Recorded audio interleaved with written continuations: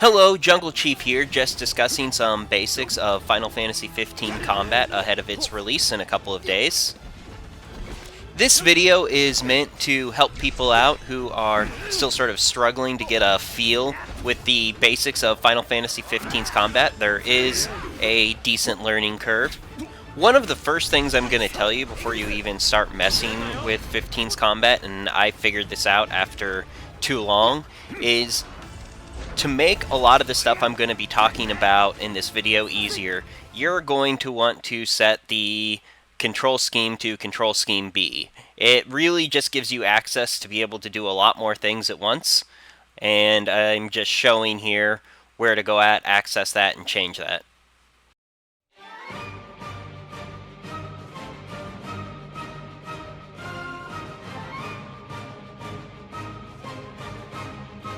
One of the things that Control Scheme B does is that it sets the guard or defensive stance to the L1 trigger.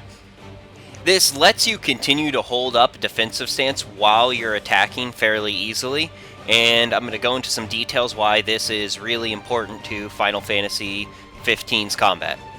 So the way guarding works in Final Fantasy 15 is you actually go into a defensive stance, and anything attacking you while you're in defensive stance, you auto-dodge and consume a little bit of MP to do so. If the enemy's trying to do larger attacks, it'll trigger parries, and so long as you're holding guard stance, you will always do one or the other. Being able to hold guard stance while attacking basically means that you always get a parry or a dodge on the first frame available after whatever you're committed to.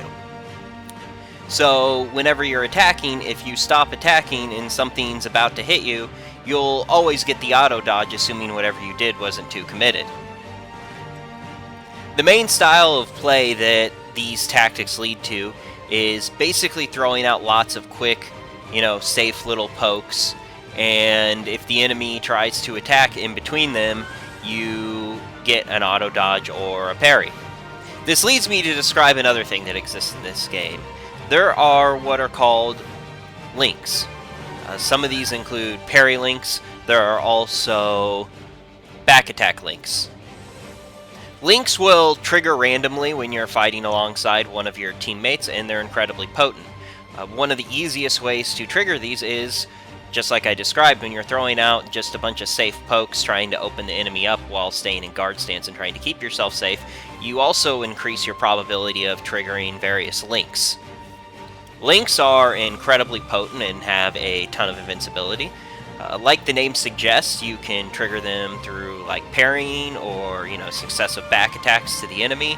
So it's really important to kind of consider your positioning, and there's the actual gameplay is a much more patient, methodical style than it seems like the combat's built for at first. And one thing else I want to mention that's pretty important is also weapon switching mid-combo. If you're like me, you probably found some of the slower weapons, like the swords, somewhat uninspiring at first. Their attacks are slow, and you get hit out of them a lot. Using weapon switching, you can take advantage of the massive attack that these weapons can do without a lot of the risk.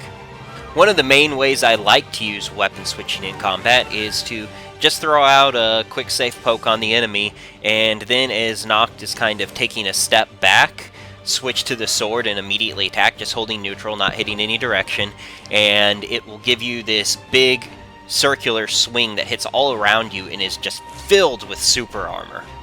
This attack does a ton of damage and is really pretty safe. You can get hit during it, but you can't be hit out of it because of all the super armor. Mix this in with the rest of your combat basics, your warp strikes, your partner attacks, and hopefully the combat will start to make a lot more sense to you the same way it did me. You'll notice that you'll actually be doing more damage since you'll be getting more link attacks, which are incredibly damaging, and you'll be taking less damage. And things will just flow better. It'll feel more satisfying than it probably did before. Anyway, I hope you enjoyed the video. I hope it was useful leading up to the release. Thanks for watching. Please give me a like, maybe a subscribe, and I look forward to seeing more of you when the game comes out.